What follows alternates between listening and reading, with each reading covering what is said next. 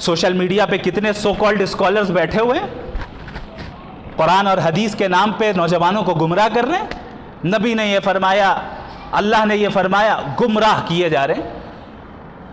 نبی صلی اللہ علیہ وسلم کی احادیث میں بھائی ناسخ بھی ہے، منسوخ بھی ہے۔ کل ہی ایک صاحب نے مجھ سے پوچھا کہ بھائی کیا یہ اب ایک انسان رسول کا حوالہ دے رہا ہے تو ہم ظاہر ہے اسی کو مانیں گے؟ ہم نے کہا میں آپ کو ایک حوالہ دیتا ہوں، رسول اللہ، صحیح حدیث، رسول اللہ صلی اللہ علیہ وسلم نے فرمایا کہ جس نے ایسے کھانے کو کھایا جو آگ پر پکا ہو اس کا وضو ٹوٹ جائے گا۔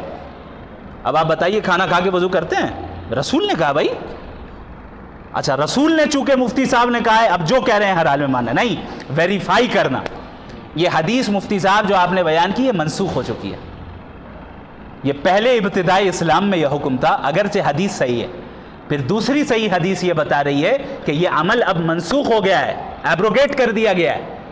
اب اس کی اجازت ہے کہ پکے ہوئے کھانے، آگ پر پکے ہوئے کھانے کے بعد بھی وضو نہیں ٹوٹتا ہے۔ یہ ہے فرق، سمجھ میں آ رہی ہے بات؟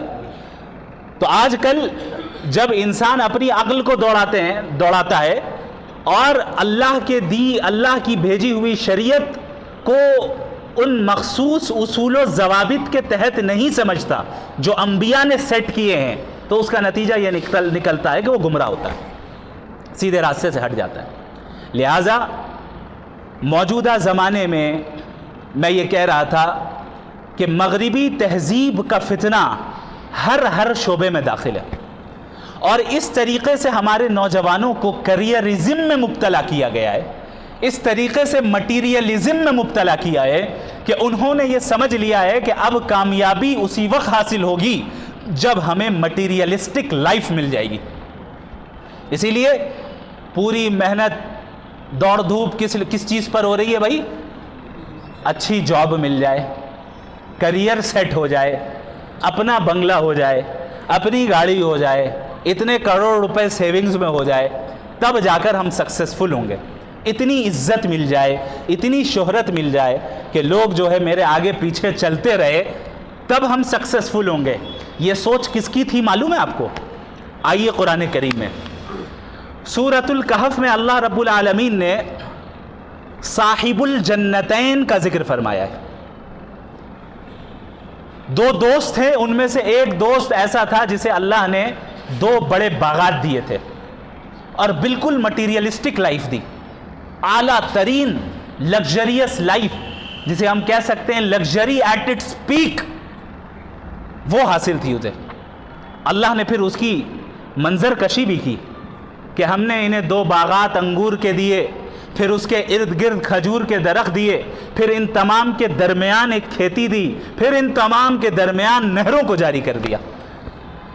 وہ شخص اپنے اس مومن دوست کے سامنے فخر کرتے ہوئے کہتا ہے انا اکثر منک مالا واعز نفرا، سورۃ الکہف کہ دوست بات ایسی ہے کہ میں تو سکسیسفل آدمی ہوں، کیوں؟ تم سے زیادہ مال ہے، تم سے زیادہ افراد میرے آگے پیچھے گھومتے رہتے ہیں۔ انا اکثر منک مالا، تم سے زیادہ مال بھی ہے میرے پاس، واعز منک نفرا، اور تم سے زیادہ افراد ہے میرے پاس۔ 2 آدمی میرے بیگ کو اٹھا رہے ہیں، 2 آدمی میرے لیے گاڑی کا دروازہ کھول رہے ہیں، کوئی میری چپل اٹھا رہا ہے، کوئی مجھے سلام کر رہا ہے، چونکہ میں پیسہ والا ہوں، مجھے عزت شہرت حاصل ہے۔ اب آپ دیکھیں یہ مزاج دراصل ویسٹرن دنیا آج ہمارے اندر پیدا کرنا چاہ رہی ہے۔ یہ کہا جاتا ہے نا بھائی لائف تو ایک ہی مرتبہ ہے، جی لو جیسا چاہتے ہو، یہ تو عقیدے کے خلاف ہے۔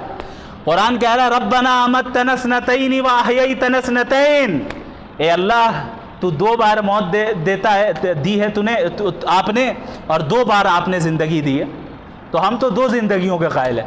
کون سی 2 زندگی؟ ایک دنیاوی زندگی اور ایک حقیقی دائمی اور ابدی زندگی جس کی کوئی انتہا نہیں ہے۔ اگر کفر پہ جا رہا ہے، شرک پہ جا رہا ہے ایک انسان، ہمیشہ ہمیش خالدین فیہا ابدا، ہمیشہ ہمیش جہنم میں رہے گا۔ ایمان کے ساتھ جا رہا ہے، اب جنت میں داخل ہو گیا، ہمیشہ ہمیش جنت میں رہے گا۔ تو معاشرے کا یہ کہنا تو ٹکرا رہا ہے شریعت کے ساتھ کہ بھائی لائف ہے، اپنے مرضی سے جی لو، جو جی چاہ رہا ہے وہ کرتے رہو۔ یہ تو در حقیقت جانوروں کا طریقہ ہے نا، جانور جو چاہتے ہیں وہ کرتے ہیں، جہاں منہ مارنا چاہے منہ مارتے ہیں۔ کیوں؟ زندگی کا مقصد نہیں، ان کے پاس عقل نہیں۔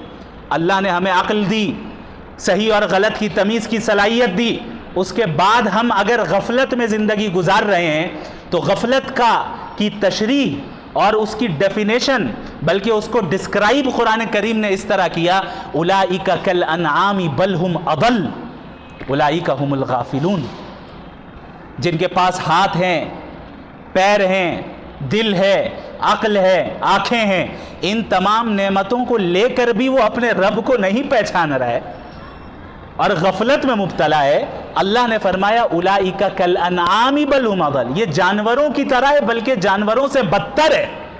یہ قرآن کے الفاظ ہیں، میرے نہیں۔ اولئک کالانعام، یہ چوپائے کی طرح ہیں، جانوروں کی طرح ہے، بل ہم اضل، بلکہ جانوروں سے زیادہ گمراہ ہے، جانوروں سے زیادہ بے وقوف ہیں، اولئک هم الغافلون، اور غفلت میں مبتلا ہے، غفلت میں مبتلا ہے۔ ایک انسان، عاقل انسان یہ جانتا ہے کہ انبیاء نے در حقیقت کامیابی کا کیا معیار بیان کیا ہے۔ یاد رکھیے میرے نوجوان بھائیوں، پتہ نہیں آپ سے آئندہ کب ملاقات ہوگی یا نہیں ہوگی، اللہ رب العالمین نے کامیابی کا معیار قرآن کریم میں بیان فرمایا ہے۔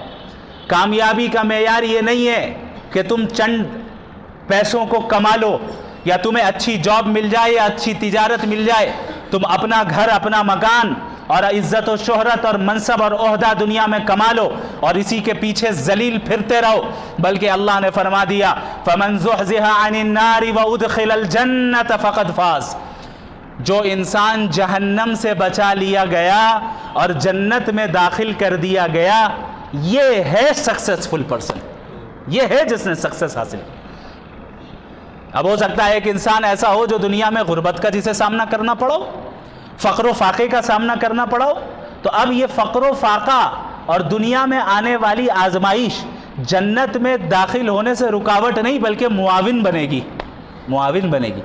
اسی لیے بعض روایتوں میں ہے کہ نبی کریم صلی اللہ علیہ وسلم نے فرمایا میری امت کے فقراء میری امت کے مالداروں سے 500 سال پہلے جنت میں داخل ہوں گے۔ اللہ اکبر!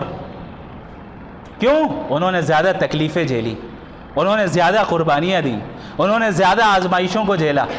روایتوں میں ہے، صحیح روایتوں میں ہے کہ قیامت کے دن وہ انسان جسے زیادہ آزمائشیں نہیں آئی دنیا میں، جب اس انسان کو دیکھے گا جس کو بہت سی آزمائشوں سے گزرنا پڑا، اور جب ان آزمائشوں کے نتیجے میں آخرت میں اب انعام مل رہا ہے، اللہ کی طرف سے ریوارڈ مل رہا ہے اور ایسی بہترین شکل میں مل رہا ہے، وہ تمنا کرے گا وہ انسان جو زیادہ آزمائشوں سے نہیں گزرا، کاش میرے جسم کو دنیا میں قینچیوں سے کاٹ دیا گیا ہو، کتر دیا گیا ہو، تاکہ مجھے بھی یہ انعام ملتا۔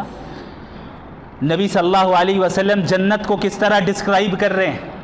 ما لا عین رأت، یہ جنت وہ جگہ ہے جسے کسی آنکھ نے دیکھا تک نہیں، ولا اذن سمعت، کسی کان نے سنا تک نہیں، ولا خطر علی قلب بشر، اور کسی انسان کے امیجینیشن میں بھی نہیں آئی، امیجینیشن کے بیونڈ ہے جنت اور جنت کی نعمتیں۔ لہم ما یشاؤون فیہا ولدینا مزید، اس جنت میں یہ جو چاہیں گے ہم انہیں دیں گے، ولدینا مزید، اور ہمارے پاس اور بھی اضافی انعامات ہوں گے جو ان کے امیجینیشن سے باہر ہوں گے۔ تو جناب یہ جو جنت ہے اتنی سستی نہیں ہے۔ اللہ نے اس جنت کے بدلے میں اس جنت کے سلسلے میں مسلمانوں سے ایک معاہدہ کیا، ایک ایگریمنٹ کیا۔ اس ایگریمنٹ کا ذکر اللہ رب العالمین سورۃ التوبہ میں فرماتا ہے، اِنَّ اللَّهَ اشْتَرَىٰ من المؤمنین انفسهم واموالهم بان لهم الجنہ، اللہ نے جنت کے بدلے میں مومنین سے ان کی جان اور ان کے مال کو خرید لیا ہے۔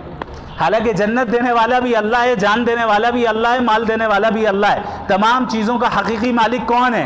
اللہ ہے۔ ہم سب ناقص مالک ہیں، وقتی ٹیمپرری مالک ہے۔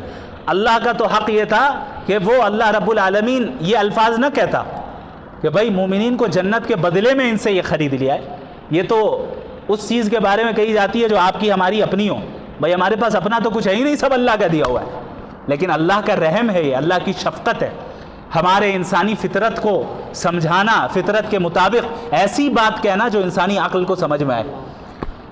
اللہ رب العالمین نے فرمایا کہ مومنین کی جان اور مال کے بدلے میں، جنت کے بدلے میں اللہ نے مومنین اور مسلمان کی جان اور مال کو خرید لیا. یعنی اب اللہ جہاں جان لگانے کو کہے گا وہاں جان لگانا ہوگا، اور اللہ جہاں مال صرف کرنے کہے گا وہاں پہ صرف کرنا پڑے گا، تب جا کر جنت ملنے والی ہے.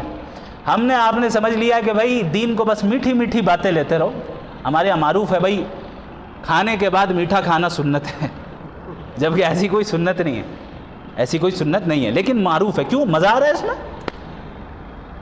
پیٹ کو غذا مل رہی ہے، میٹھی میٹھی سنتیں.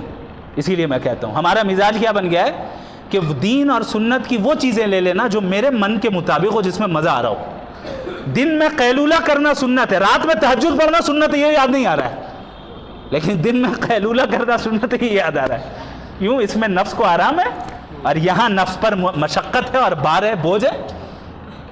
نماز، رات کی نمازیں، اللہ اکبر، یہ اللہ کے تقرب کا ذریعہ ہے.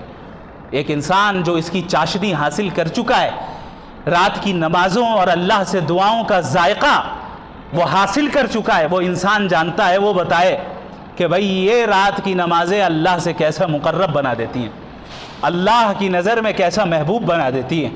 اللہ تعالیٰ اس نماز کے ذریعے کیسے دن کے کاموں کو آسان فرما دیتا ہے. قرآن میں حکم ہوا نا اللہ کے نبی صلی اللہ علیہ وسلم کو، قم اللیل الا قلیلا نصفہ او انقص منہ قلیلا او زد علیہ ورتل القرآن ترتیلا انا سنلقی علیک قولا ثقیلا ان ناشئۃ اللیل ہی اشد وطئا واقوم قیلا. اللہ نے ان پوری آیتوں کا خلاصہ یہ ہے کہ رات کے حصوں میں نمازیں پڑھا کیجئے، آدھی رات یا کچھ کم رات میں اللہ کی کتاب کو ترتیل کے ساتھ پڑھا کیجئے. یعلمون تعلمون والی تلاوت نہیں، ترتیل کے ساتھ. ورتل القرآن ترتیلا، ٹھہر ٹھہر کر تجوید کے ساتھ قرآن کا مزہ لیتے ہوئے، قرآن سے استفادہ کرتے ہوئے. اللہ سے کے ساتھ ہمیں ہم کلامی کا گویا کے شرف حاصل ہو رہا ہے، اللہ سے بات کرنے کا شرف حاصل ہو رہا ہے. اس استحضار کے ساتھ پڑھا کیجئے. کیوں؟ ہم آپ پر بھاری کلام نازل کرتے ہیں، صبح دن کے وقت آپ کے بڑے کام ہوتے ہیں دعوت کے، لہٰذا رات کی نمازیں پڑھیں. رات کی نماز سبب بن جائے گی دن کے کاموں کو آسان اور ہلکا بنانے کے لیے.